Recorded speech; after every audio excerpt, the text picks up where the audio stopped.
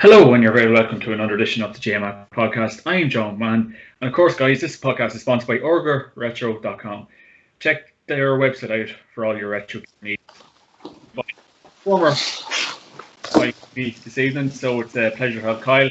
Kyle, how's things with you? Not so bad, John. Not so bad. What about yourself? All good. Yeah, can't complain. Sure, it's much the same with Groundhog Day up here, unfortunately. So it's very a bit repetitive, but we're tricking along. And I suppose how's the last year for you being in COVID times, Kyle?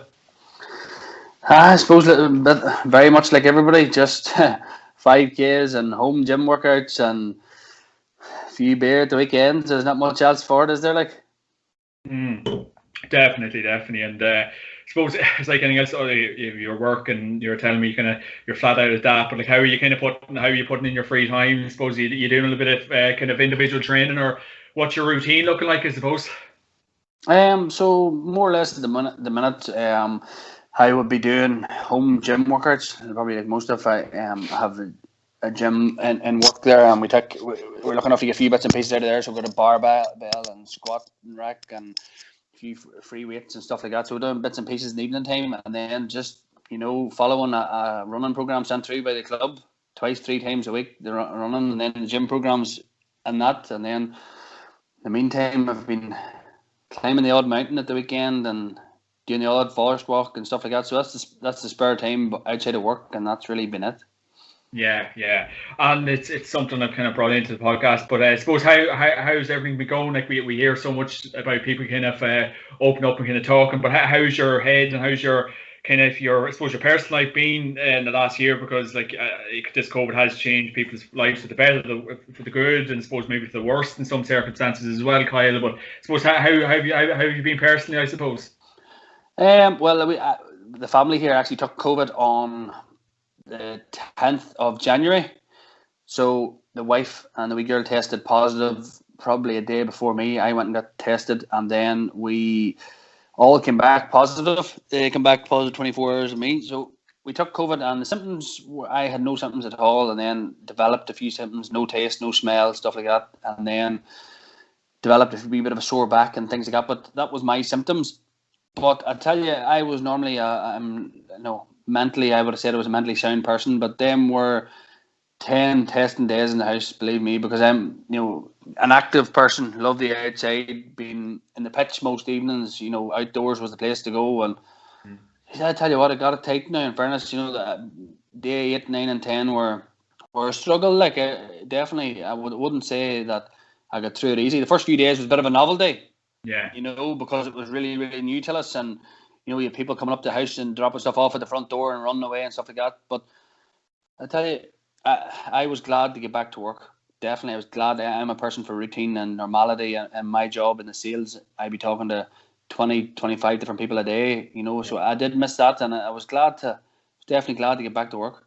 Yeah, no, I know for myself personally, ourselves had she's a nurse there in the Cavan General, yeah, it definitely was tougher, and we were just literally in an apartment, so I know exactly how you're feeling. It was definitely a very testing couple of weeks, but she got out the other side of it, thank God. And I suppose we can touch on to it as well, Kyle.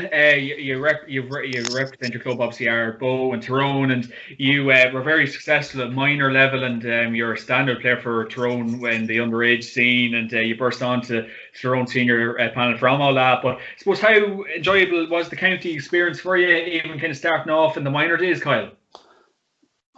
Definitely, the minor days was very, very entertaining, very exciting, probably I represented from all the development squad. So stepping up to minors probably became that wee bit more, probably a bit more professional as such. You were required to do the couple of nights and maybe the weekends and stuff, and then you were staying away and different things like that. So it definitely became a lot more real. And as you say, the minor days were very, very successful days for our minor team in 07 and 08. You know what I mean? Yeah, definitely, and enjoyable. I think everyone can obviously say that minor days are very enjoyable, and I suppose what did you make it step up to the senior panel at that stage as well, Kyle? Because obviously minor ball, when you make that jump up to senior, probably as we've seen players like David Clifford and various ones like that, like it's a huge step up, and you really need to kind of make it to that level, I suppose, Kyle.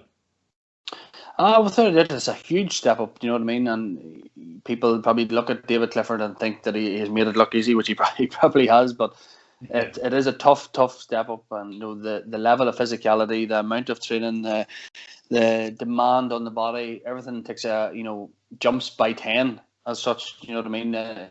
Even from to under 21 football, it's not the same. It's the step up's huge, and it demands a lot more of you or physically and mentally.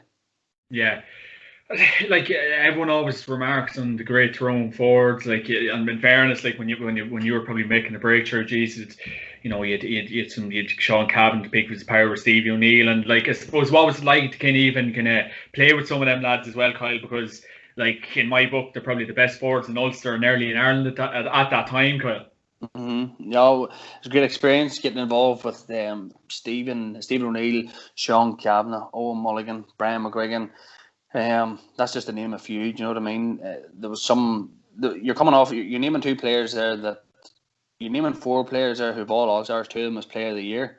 Do you know what I mean? So you're in with a talented bunch. Although, be it they were probably on the wrong side of their 20s, heading for their early 30s, and they were just maybe at their peak or slightly just coming down from it. So, but it was still a great experience, and I got to play with a few more years with Brian McGuigan at the club, and then he took the management role. So it was nice to be involved in them teams. It was nice to say that you played along with such great talented players.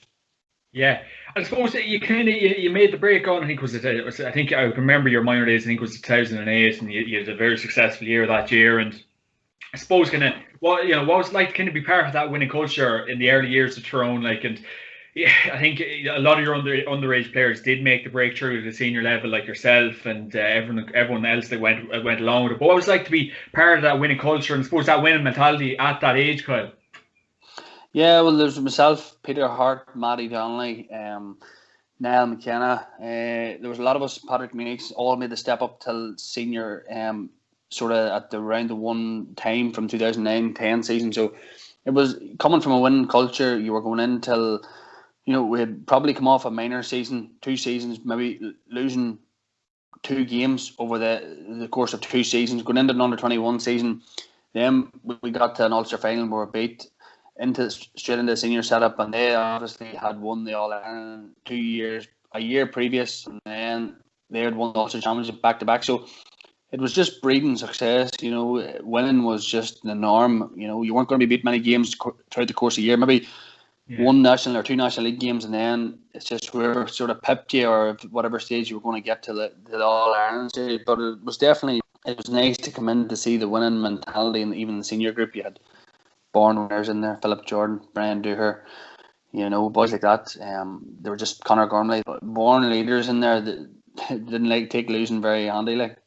Yeah, like I definitely noticed from playing you over the years, and you're after naming some unbelievable players there, and you had even Muggsy there, and Brian Dooher and Conor Gormley, as you were saying, and I suppose making that break on the senior team and being managed by the great Mickey Harte as well, Kyle, and we were talking about kind of making that step up and making that jump up to the senior grade, Kyle. But did you find it difficult, or how did you find kind of breaking on to that kind of elite panel of players, really? You probably don't think about it an awful lot. Being realistic, you don't think about it. Yes, you know who the players are. Don't get me wrong, and you be all of them, and you look up to them. But you're coming off being, probably one of the best minors in the country, coming off winning an All-Ireland, coming off being involved in Sydney Swans. So you have your own beliefs and your own confidence among yourself. My belief was that if I get in here, I'm gonna play. I'm gonna start. And not saying I'm nailed down, but at that age, you don't.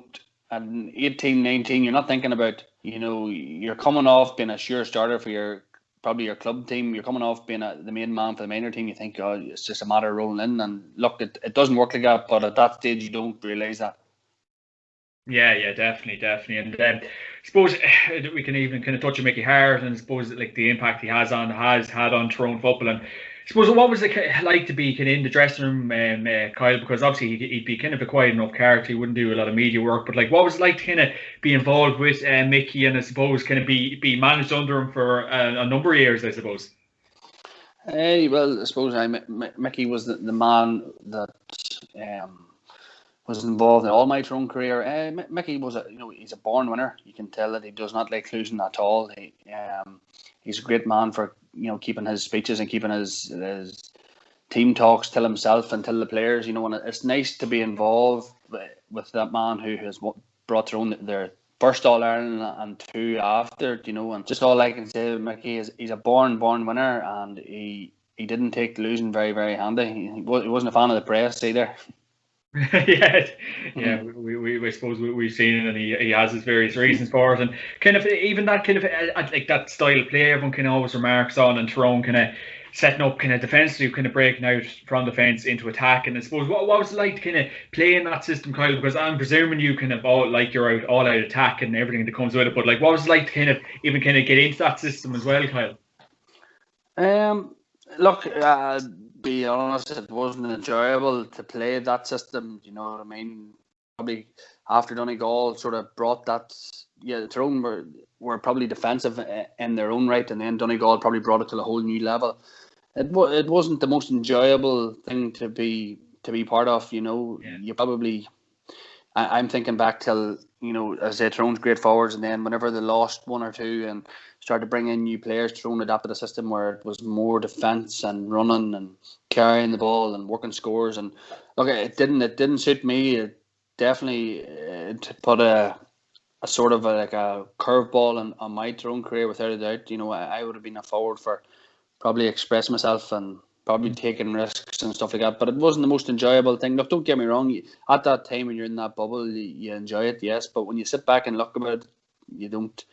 It's not how you wanted your Tyrone career to go. It's not how you see other teams probably express themselves more and getting to leave players up the pitch and stuff. Look, there's every game there's going to be 15 players behind the ball at some stage of the game. That's a given now, but probably I come in at a time where football was sort of in a transition, and Tyrone were lost in their great forwards. They were bringing in new cult of players. Mickey maybe just didn't trust them 100%, so he was setting up a game plan that suited, Tyrone. Obviously got them to an All-Ireland final, a number of semi-finals, but could never just get over the line to where they wanted to be, Yeah, no, it's probably from an outsider looking in, and I'd follow Tyrone closely, obviously, because you're in our province, and I would have seen kind of a lot of forwards kind of stepping away, obviously, over the years, like yourself, Conor McAliskey, Ronan O'Neill, to name a few, Kyle. And I suppose were you kind of frustrated by the football that Mickey was playing? I know you kind of touched on it, but was that just big frustration? Like, was it not that style of play? That just probably wasn't suiting a lot of your flair players, yourself, Ronan O'Neill, the players that named essentially. Probably, yeah. Probably frustration and probably the lack of communication from the manager, such till if probably the manager would have said to us, look, this is the way it's going to be. You could be introduced here. This game could be for you. You would probably things might be different, but probably the lack of communication in terms of where you were, what was happening. A lot of them players would probably say the same thing. Lee Brennan stepped away. Ronan O'Neill, Conor McAliskey, Mark Bradley, Don McCurry, myself. It can't all be down till just walking away. There has to be a reason behind it, and the lack of communication, I would say, is a big factor there. You would ask the question of is there chances here, or when you just probably you're told what you want to hear, there might be chances coming up, and keep working, and you do them things, but the frustration gets to you. You know what I mean? And when you're not playing football, when you're not us boys is not kicking scores and getting on the ball, setting things up, creating things, you lost the spark, definitely. Yeah, definitely. And I suppose when you were playing for Tyrone for the years, you did commit to the panel and everything that went with it. Like the Ulster Championship as well, Kyle. Like what did you make of kind of playing in that? Because I know here in Cavan, geez, we love it. As fans, we love being in it and everything that goes with it. So a very enjoyable competition. And when the sun's coming out, you have a game of ball to play in Omagh or Clonus. There's no better feeling, really, Kyle. No, I love Clonus. I love Clonus on a packed day. I played a few games on Clonus now, and even playing there as a minor, the crowds were coming in just at the near the end of your game, started the senior game, and then obviously I played a few championship games for Tyrone and Clones and Newry and Oma. The Ulster Championship is something special, and it's probably the only championship really, bar maybe Connacht this last few years, but it's the only championship that you're probably never sure of who's going to win it out of Tyrone, Donegal, Monaghan, Cavan have produced themselves. Down have got a few finals. Armagh just don't know. Sometimes you don't know what you're getting. So Derry's always, a tricky team to beat. You don't know what you're getting, and that's probably the special thing with the Ulster Championship. And I enjoyed it definitely. Them few years that I was part of the panel and playing them games, definitely was an enjoyable championship. And I'm glad that just that you're not. If you're from Dublin or you're from Laois, or you're not saying the same thing. We're glad to be Ulster, Yeah, definitely, and kind of pushing on to it as well. And I know we kind of have remarked the kind of players that kind of did come in and out of the Tyrone panel, but I suppose what was you finished up this year, and like everyone probably would have been thinking you might have stayed on with even Brian Dooher and Fairg Logan, but did you just kind of have enough of the kind of intercounty game at that time, Kyle, or what was your main reason for finishing up? Or I moved to Edendork here. I moved up to Edendork, so it's be the home club of Darren McCurry, and Niall Morgan and Colin Kilpatrick would be from local. So I work in about 15-20 minutes from there. So look, it's going to be travelling from there to club training whenever it happens, and from home till county training. So it's going to be a lot of nights not in the house. Do you know what I mean? So it's just the way things have worked out. You have to be able to give or take one thing, and I do believe that there's a club championship in RO, and we've got a good management team in this year. We have strengthened in terms of we brought our minors through, and I don't want to be that person who's 33, 34, 35 trying to drag out a club championship. You want to be able to play with them boys for a few years, be able to give a really, really solid commitment, not to be hanging on. So I do believe there's a club championship in us. We're probably one of the most crazy club championships last year, where Dungannon won the championship and never won a game in normal time, So we do have a special championship down here, and it really is dog eat dog. There's nobody sure of what team they're going to, what team turns up on that day. There's Trillick, Killale, Clonoo, ourselves, Edendork coming up from Division 2 this year will be confident like they can win a Tyrone championship, like senior championship, and that's you probably don't get that anywhere else. Yeah. I suppose the news came around, I think it was October, November, when Mickey Harte finally stepped away from the Tyrone scene. And what was your emotions at that time, Kyle? Because obviously it probably shocked a lot of people, but do you feel he kind of did give enough to Tyrone, or were you surprised by the decision? Look, there's no question in what Mickey has given for Tyrone. He has delivered the holy grail that Tyrone have been after for so many years. The finals in 86 and 95, and Tyrone people have been longing for that All Ireland, beaten in a few finals over the course of years, a lot of semi-finals. So there's no question in what he done for Tyrone. There's no question for his appetite for the game. And you can see that by him returning to football. Probably shocked people how quickly he returned to managing a team. But to me, it was probably the right call on Mickey's behalf. Maybe the players weren't 100% behind that way that ship was going. So to me, it was Mickey. The right call was made by Mickey to step away. And I don't know what his thoughts are going straight back in management. I did think that he would leave it maybe a year or two, maybe see how things was going, see if there was job opportunities out there in terms of teams and stuff.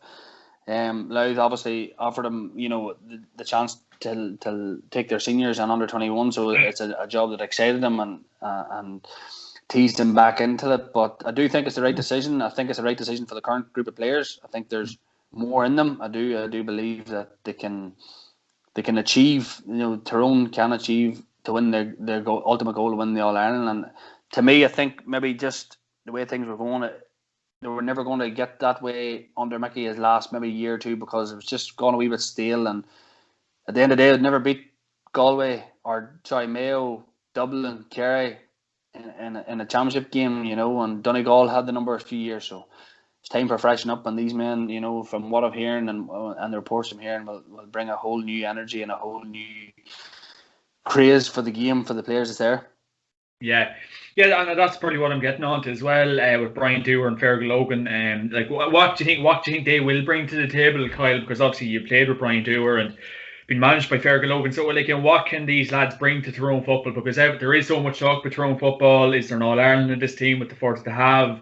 You know, what will they bring to the table, Kyle? If you have the knowledge on that.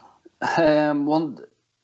Brian Dooher will make them run. You can be sure that they'll be fit. You know, Dooher was one of the fittest players that I ever played with, and there was never no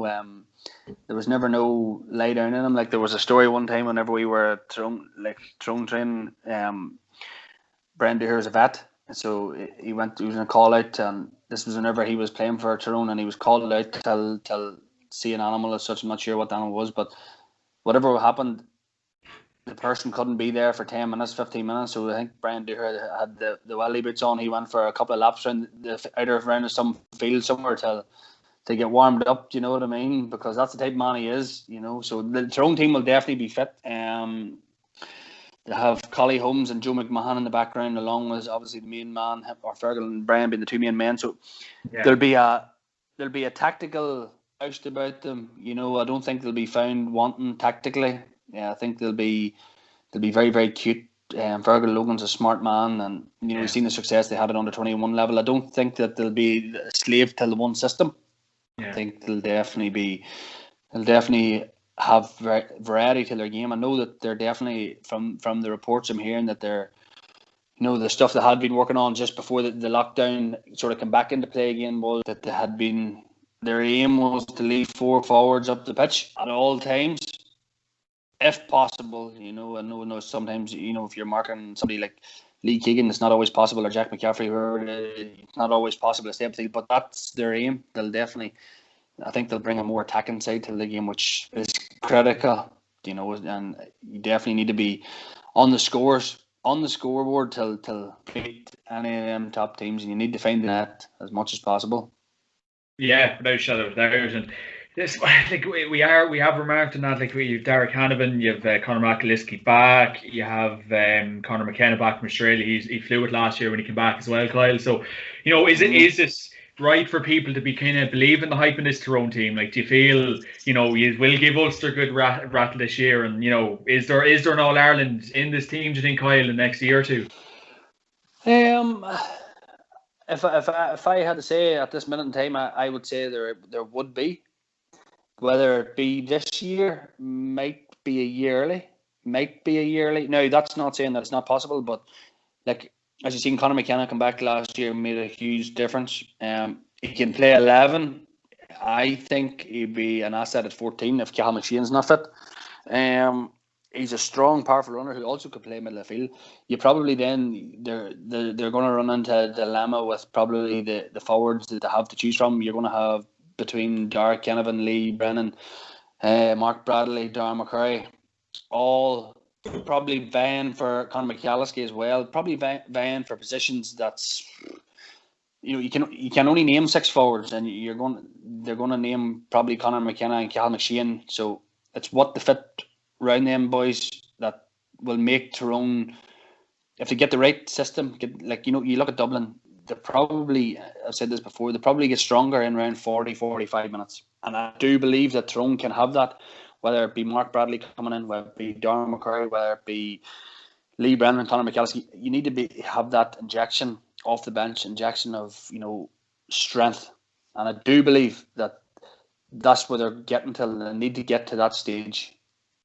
Yeah, no, super. No, because I'd be of the opinion, like, it is so vitally important from, like, the Tyrone point of view that there's so many good forwards, they're blessed with forwards, but isn't it so probably from your point of view that, you know, it is vital that they do get that system right, and, you know, the forwards they do have to get them matchups right, and just players in the right position, because at the end of the day, you've 10 probably really, really good forwards there, and it is a big headache for Fairg Logan and Brian Dooher, Kyle.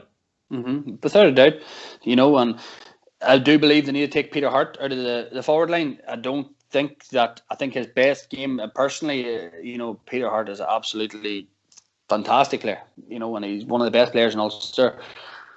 But I do believe his best game is with his face to the goals. He's not running with his back to the goals. I think that Peter probably over the last 2 or 3 years has got shackled up in different games, and them things do play in your mind as a player. So I do believe that he can go to the half back line, so it can possibly free up another position. I know that Tyrone sometimes had were famed for lining defenders out in maybe 10 and 12. So that's where they can probably make inroads this year. Look for working wing forwards who's going to tag on scores. Not defenders who's dropping back into the system or a pack playing a 4-4-2 or whatever it is at the back. You know what I mean? And 2 taggers and 2 blocks of force. That certainly helps whenever a team's on the attack, but doesn't get you over the line in the big games. And Tyrone will need to find them wing forwards who can probably chip in with a couple of points a game, and then, as I say, your inside line get your scores, and probably finding a reliable free taker has been, Niall Morgan. He's brought up sometimes, and sometimes not other times for close-in free kicks. If you're going to bring him up for them all, because he can do it. He's 100% confident in his ability, and be confident and give him every free kick. Don't give him the ones outside the 45 or on the 45 or a couple of yards, and give him them all, you know what I mean, and make him the free taker then if that's the case. Because look at Dean Rock, look at Killian O'Connor, what are the 99 out of 100 all the time. Clifford's pretty accurate as well. So I do believe that they need to just settle on a free taker, because some previous years it was Sean Kavanagh maybe for 2, and seen Ronan O'Neill maybe taking a couple of Conor McAlliskey things. So probably find a free taker, of capping over them scores helps, I do believe.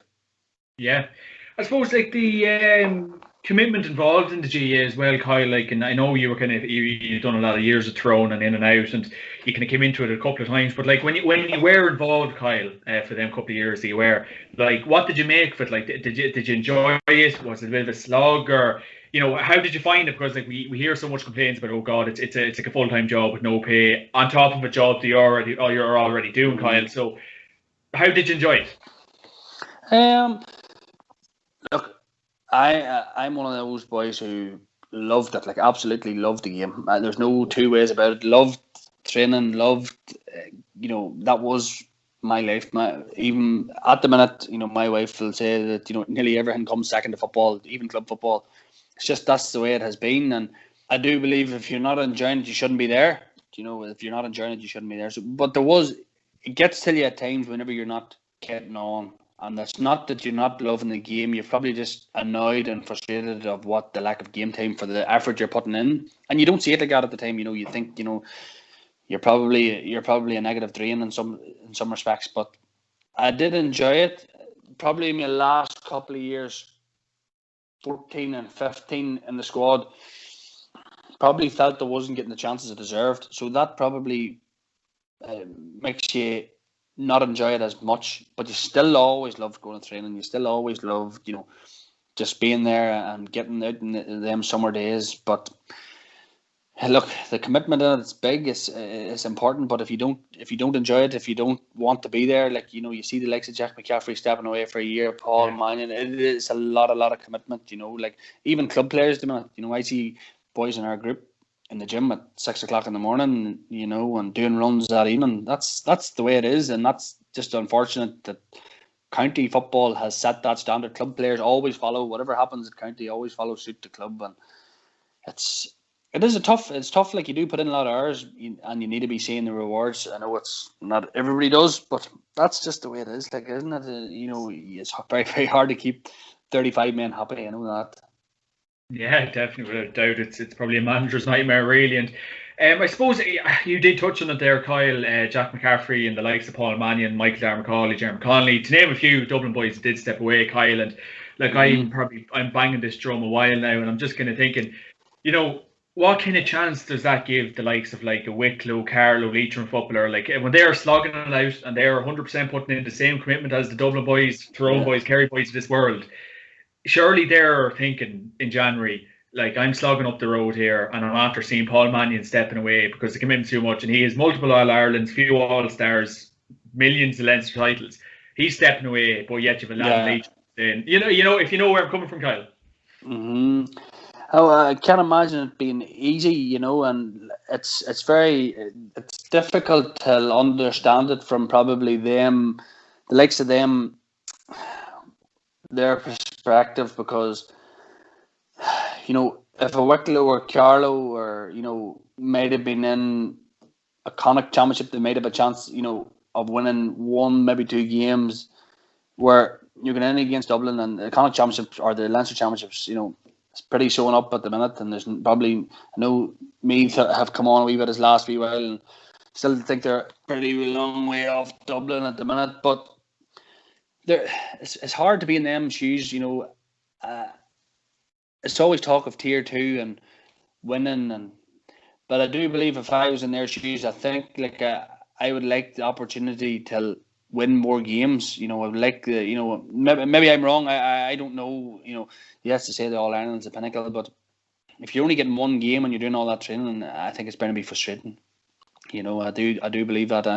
I can't say for sure that that's so. There's going to be pros and cons for both sides, but if I was probably from a Wicklow or Carlow, I would be in the favour of a tier 2 championship with a chance of winning, and probably keeping more players around you, because I imagine them teams are losing players, quality players over the years till, Australia or till America, or just taking a year out because they can't face doing all that training to lose their first game by 25 points, because probably their competition's the league. Realistically, their competition's the league.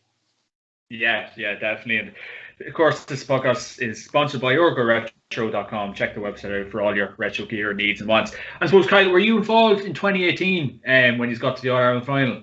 No, actually, yeah. I hadn't been to the Tyrone game in 2 years previously, and I watched that game. I wasn't going to go to. I didn't go to the final anyway, so I watched the game in a local restaurant bar kind of place. I watched it there with the family, and probably kicking myself after about 5 minutes whenever Tyrone were 4-5-0 up. I was thinking, God, they're in a good place here. I wish I was a part of this, but look, just the way it turned out. I was involved the following year. I was year 19, and then I was involved in the 20 season.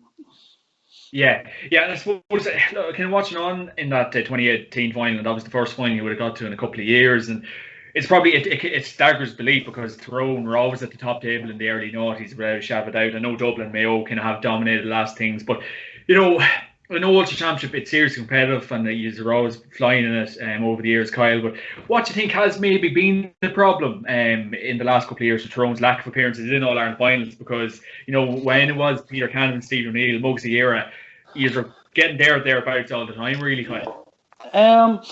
Probably just the lack of, when Tyrone, the way Tyrone set up, and being realistic about the thing, their system was always capable of beating Monaghan, Donegal to a certain degree. Was going to get them through an Ulster Championship and win it. And probably that counter-attack football, teams were invited onto you, and Tyrone had the pace and the legs and the power to overrun teams and make things look good. But I do believe being just that too defensive was the killer. I know last year, 2019, we went out and we were in a good position against Kerry. At half time, we were 4 maybe points up, and I think there was, there was things said in the dressing room at half time about keeping the foot down and keeping the foot till Kerry's neck or such and going for the throat. And then there was words about, if we can get over the first 10 minutes and keep them till a point or two, we're in the. So I think that was a downfall, just being too defence minded. That to me, I'm one of them players and want to be involved, and I like going out and die trying, as the man says, rather than playing and saying what if, what if I had done this, and what if Tyrone probably just slightly too defensive to get till, I know it got to the All-Ireland final in 2018, but just didn't get over the line either in that game, did they? Yeah, unfortunately, and even to shake things up, it would have been great if it did happen for you. And I suppose like how is the bridge being closed at all really, Kyle? Because like we did see obviously Mayo in the final in 2020 and Kerry have kind of been there the last while, but like how far away are teams from this Dublin juggernaut, Kyle? Like is the gap closing, or do you feel there's a bit to go yet, or do you feel Dublin's just going to blow it out of the water for the next 4 or 5 years? No, I don't believe so. I don't believe so. In fairness, I do believe there's an awful gap from Dublin till Dublin. Mayo can maybe put their own in there, but you have Dublin, Mayo, and Kerry. I think are probably the top three. Then you have a group of probably Tyrone, Galway, Donegal, Monaghan.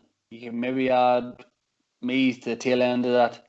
Them teams are in the chasing pack, so I do believe that Dublin can be caught. I thought this year, with COVID, with maybe the lack of preparation, with the lack of meeting up, with the lack of, Dublin are always been renowned for being serious professional, and their backroom team and all. You hear all the stories about how much work they've done, and you hear about Cluxton being there at 5 o'clock. So I was thinking, if this was the year anyone could nip them, is the possibility. But obviously they put that to bed and convincingly at the finish up. But I don't think that they're unbeatable. I don't. And I did say that I do think that you need to score. Andy Moore said it a few years ago that you do need to be scoring 21, 22 points, but you need to be putting in at least one goal, if not two, to be beating them. And you need your forwards and song, and that's why I do believe Kerry in the 2019 final. If you look at it and you say like Tyrone had them gone and Kerry at half time, I know wasn't much hope. And then Kerry went out and put Dublin to the pin of the collar and took them to the replay. So I don't think there's a kick of a ball in them teams. Dublin just do make the least mistakes on the ball. That's just the key. They make the least mistakes. They have probably the most efficient bench. You look the bench: Brian Harte this year, Paul Mannion, Kevin Michael Darmacaulay, Dermot Connolly. Complete madness. To have a bench that strong. Most teams, as I said before, like are weakening. So if teams get to that stage where they can strengthen and get a panel of players of 21, 22 that strengthen when you come on, I do believe that they can be caught. I don't think it might not be this year, but they will be nipped. They'll not do 10 in a row. I don't know, Kyle. It's a bit worrying now, I must say. Like Brian Fenton and some of them boys don't look like they're going to be stopping anytime soon, unfortunately, Kyle. So I wouldn't be surprised the way things are going. Brian Fenton looks like a horse. Oh my God! A racehorse, like that's how he looks like he's galloping up and down the pitch just at completely. He's a specimen, and he is a joy to watch. Like he, without doubt, was the best player in Ireland last year. Credit where credit's due. He's that all-round midfielder. He's tapping over points. He's making tackles. He's gets in the middle of the field. He's something else, and really, really enjoy watching him. Yeah, 100%. I agree with that. I think we were playing him in the semi-final. I think he kicked, I always say this, he kicked one ball wide and he just looked like he's seen a ghost. So that doesn't sum up the man. I don't know what does. And Cavan kicked about 7 or 8 wides and our boys were just getting up the pitch. So it's efficiency, and that's where it's at for the Dubs, Kyle. And of course, you done a great stint in Australia as well. In Australia for, was it 2 years? And how did you find it out there, Kyle? And I suppose professionalism as well.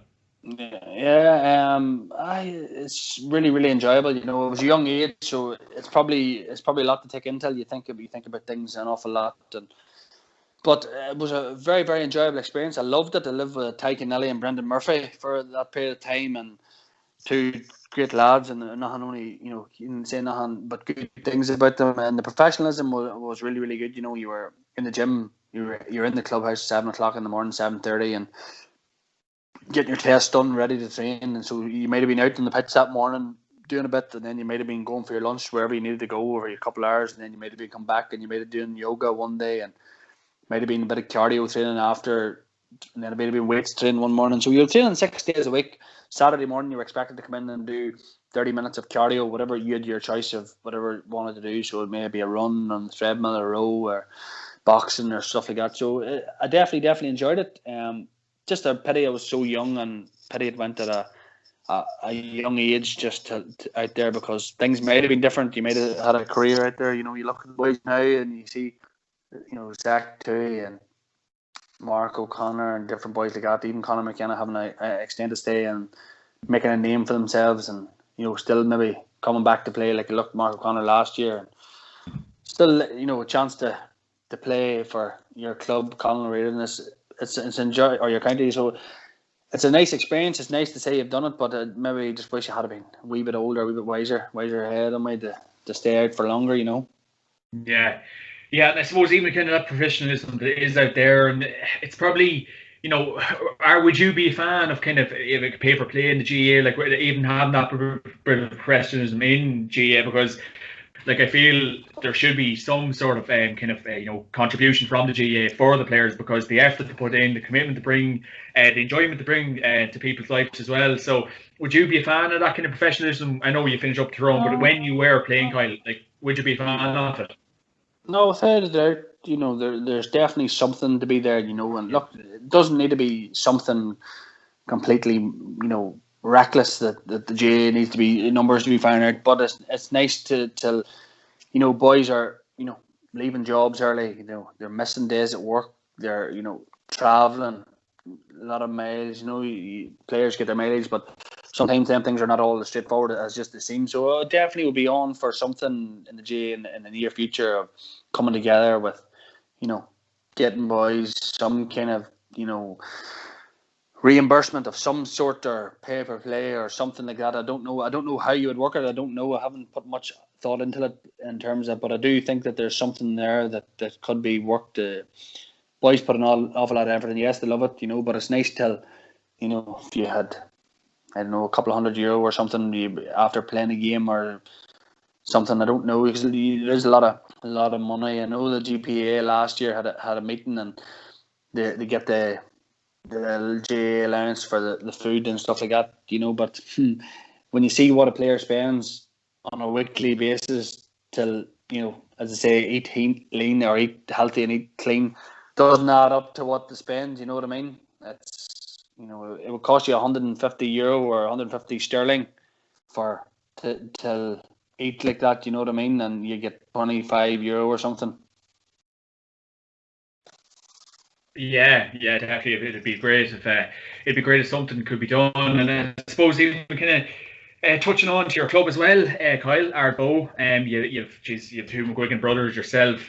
I think Brian McGuigan, probably one of the best centre half forwards to ever play the game. And just, you know, he's probably finished up as you were saying, but like, what was it kind of like to even kind of play with him with the club and the county, and to learn from, I suppose, Kyle?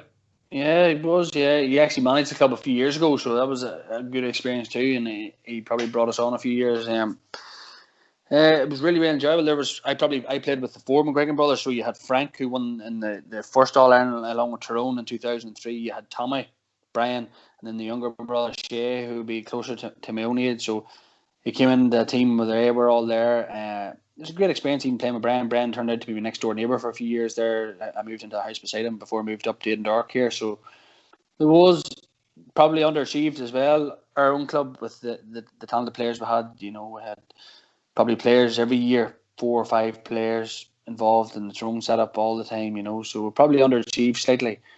But it was a nice experience getting to play with Brian, Tommy and Frank and other players, you know, passed through our club, Mickey Coleman, John McConville, boys like that, you know, boys maybe you wouldn't hear, but they're well respected, great club players in Tyrone, you know. But I'd like to get a O'Neill Cup. That's what we call our championship up here. I'd like to get an O'Neill Cup very shortly.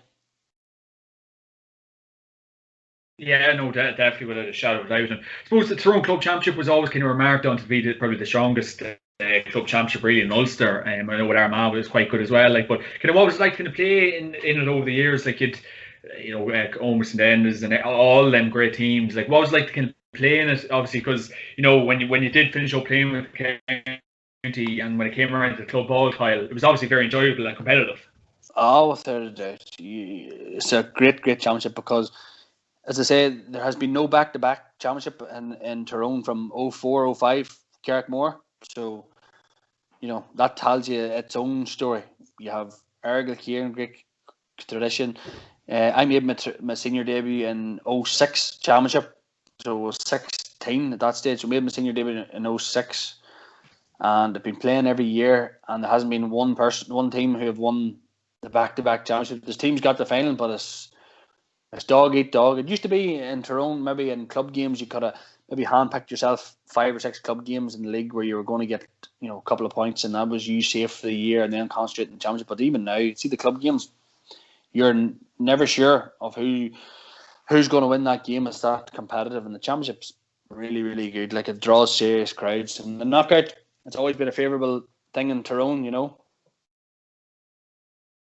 Yeah, definitely, without a doubt. And like, how special of a club is it up there, Kyle, as well? Like, because it's where you start and where you finish. Like, so when you did kind of like when you're off on and off the kind of panel with Tyrone, like how enjoyable was it to kind of get in amongst the lads again, and just to kind of say, right, lads, I'm here to stay with us, really. Yeah, look, it's definitely. Can you hear me a bit better there now? Yeah, perfect. Yeah. A bit better, yeah. No, that's just it was definitely enjoyable to get back in round and back in with your club again. Definitely, you want to be back playing with your club players all the time, and sometimes it's hard to get back in again. Whenever you've been away for such a long time, but it's nice to get back in, and that's where you want to win. Definitely, you want to win with your club players, 100%. Yeah, definitely. And I suppose we could kind of remark on some of the Tyrone players over the years. Obviously, when you're that bit younger, watching them. When I was starting to watch football, I was glued to them, really. And like, how good, and you got the chance to play with them. But Owen Mulligan, Stevie O'Neill, and Peter Canavan, Sean Cavan, all these boys, like the professionalism that they brought to the game, Kyle, and the way they applied themselves, like how good was it to watch them and just even learn from them, I suppose, Kyle? Yeah. Well, without a doubt, it's nice to be involved with them. You learn so much from Stephen O'Neill, Owen Mulligan, all them boys. There's definitely a lot of tricks and trades you can learn from them. And Stephen O'Neill being involved in the management team for a couple of years there was he definitely was a lot of. He helped Cal McShane come on to be the player he was. So his knowledge of the game was really, really good, and I was disappointed that he didn't get to stay on with the Tyrone team. Yeah, definitely. And Stevie O'Neill, Kyle, I've always kind of would have thought he was still to this day still a bit underrated in some of the stuff he would have done in the field of play. But like, do you feel he kind of was underrated kind of around Ireland? Like, how good really was he to watch up close and personal, Kyle? Unbelievable. He was the best man that I ever seen at kicking points at tight angles. Like, I'm sure you've seen that yourself. Like, he had a kicking technique where he didn't curl the ball. He kicked the ball sort of dead with the inside of his boot. And he could do it with the outside of his boot as well. I remember, I think I was at a Tyrone game in 2000 and maybe in 2008. The one real wet day in Croke Park where they played Dublin, and Tyrone, I think, pulled away from Dublin, but Stephen O'Neill scored a point from the end line, almost on the end line, on his left side, from the left side, and it was like, sometimes you just have to take a step back and think, my God, that is something to behold, Yeah, definitely, geez, without a doubt. And I suppose Owen Mulligan's goal against Dublin that time as well, Kyle. Like, I was remarking on the podcast last night, probably one of the best goals ever. Really scored in Croke Park. What's your memories from that? And I suppose, did you learn much from that man himself? Definitely. I mean, playing inside.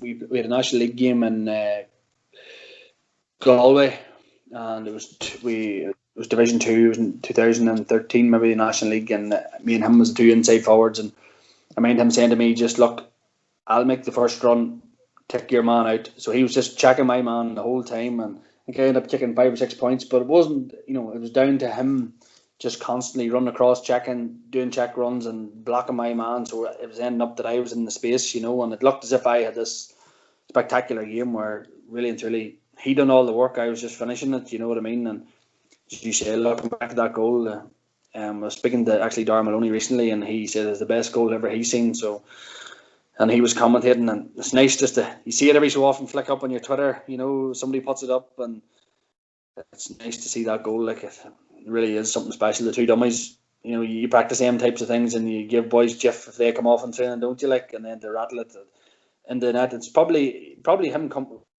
He was the sub. He was being made. He was coming off at that time, and you're not taking nobody off after that. Like, are you?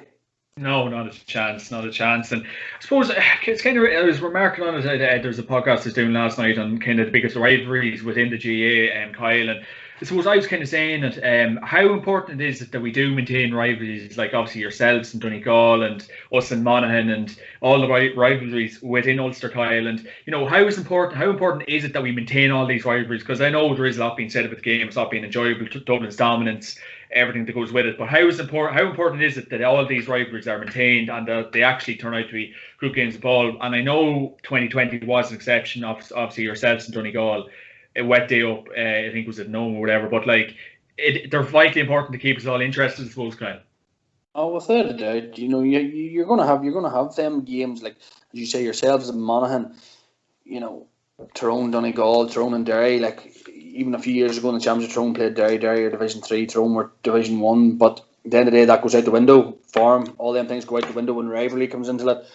Probably Meath and Donegal to that certain extent, then Dublin and Kerry as well. So it's rivalry is massively important. You need them games because they probably bring out a different animal within them teams. They bring out different passion among different boys. I know ourselves here being on the border with Derry, a lot of boys would run about with boys from over the border from Derry and stuff, and that's where rivalries happen. Donegal as well. You have some of our players, McNamee and Benny Gallen and stuff, were High Yarnmen, which is right on the border. Maybe a field away from Donegal. So you need them, type of rivalries. Cavan and Monaghan probably run into each other a wee bit. So the rivalry is massive, and you love seeing it because boys probably give it that wee bit extra, and there's probably a wee bit more bragging rights and stuff on the line, Yeah, definitely, and I hope obviously Cavan can keep having Monaghan's number. It's been great to kind of see in the last couple of years. It's been well overdue, and I suppose, Kyle, when you kind of look back in your career, and you're probably no better man to ask this question to, but what would you is there anything you kind of changed in the last 10, 15 years of your career? Are you kind of happy enough the way it panned out, or what would you have liked to have done differently?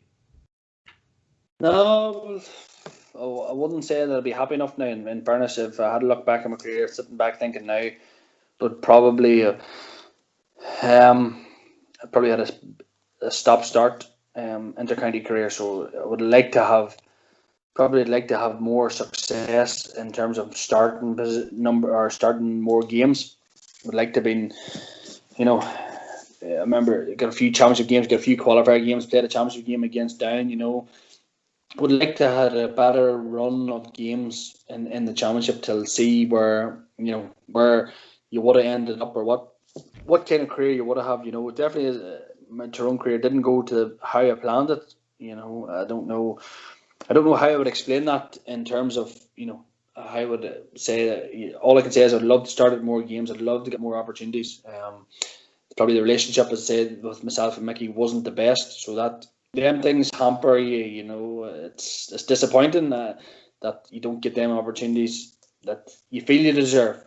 I felt as if I deserved more opportunities. Mickey didn't give them opportunities, probably give them to other players that he felt that deserved them as well, and it's disappointing. I wish that things could have worked out differently, because I do believe that I could have had a career that would have been better than I did have. That's the only disappointing thing that I do regret, or do that I can say about my own career. Yeah. I suppose if there's a Kyle Coney, any kind of young player kind of trying to make the breakthrough, Kyle, like what kind of advice would you give them to kind of make that step up? And I suppose to kind of look after their body as well, Kyle, because we are seeing a lot of burnout in players and kind of injuries and players' careers ending early and everything that comes with it. So kind of what advice kind of would you give them sort of guys, Kyle? The main thing is you have to be able to communicate with the management and with the team. So I would encourage any young lad to ask any questions. I was probably a bit silent in my early Tyrone career and sat back, and probably to be happy to be there. Part of the Tyrone team that had won All Ireland's, players there, All Stars, all that. So would probably ask more questions. And just be careful of as you say, the burnout. It's a thing that's definitely there. It's important, but I do think we've become wiser to that, and we've become a bit more realizing that you can't do so much. And club players, county players, young 18, probably I think is playing for 5 or 6 different teams at the one time. When you take into school, you take into under minors, you take into club minors, club seniors, under 21s. have to be a bit wiser to the fact. I think now definitely coaches and club teams and schools and all there's a lot more communication there for players not to be burned out. I do believe that's the best. I would just encourage any young lad to ask as many questions as possible. Never be happy to be a part of a panel, like, you know. Yeah, you can ask as many questions as possible to keep yourself relevant, I suppose. And I suppose you were kind of referencing that as well, like with the 4 and 5 teams you were juggling. Like, what did you kind of make? And I know we did touch on commitment earlier on, but like, how did you find that, Kyle? Like, did you find yourself getting injured much, or like, what did you make of kind of that juggling act, I suppose, Kyle? Well, it turned out that I ended up having 5 or 6 operations in a very short period of time. I had an ankle reconstruction, a shoulder reconstruction, a hernia, a knee clean out, and then I ripped my adductor off the bone, which was a year out as well. So I found myself, you know, probably injured more than obviously anybody ever expects, you know, when you pick up these things, surely. But when you think about it, it probably comes down to the amount of games you're playing and the lack of recovery that you are getting. You know, you think you're a young lad, 18 or 17, 18, you think you're invincible, but your body will eventually catch up with you, and you need to probably just be aware of all them things. And I see it in my own club now at the minute, you know, I have a younger brother who's coming through there, so the club team would tell them, you know, if they're training that day with the school, they're not training that night, come down, stand and watch. If you're not training the night, you've done your training for the day, you know. You need to be able to be wise to them facts nowadays. Yeah, definitely, without a shadow of a doubt. And I suppose, looking back on Kyle, and it's a question I'd ask all players, and I suppose, who would have been the best player you played with and against over the years? Best player I played with, that's a tough question. I'll always I love playing with Brian McGuigan, because I love that type of the game where Brian would have a great vision and was a great passer of the game, and that's something probably I've took into my game this last 5 or 6 years. And I would try and be a creator nearly now as much as I would be a scorer. You know, I love this vision. I love this able, you know, make things happen, make things tick, and I love the old saying, you know, could thread a ball to the eye of a needle. That's something, you know, that I like, and try and do them passes that sometimes don't come off, but when they do come off, they're special, you know. In terms of played against, you know, you've played against some quality players. I really I liked the challenge that Keith Higgins put up to me in 2010. It made me really realise, you know, this is a different ball game here from minors. You know, I was a bit stronger and bigger, and mine scoring a few goals at minor level were able to throw people off and rattle the net. Now it wasn't happening at senior level, you know.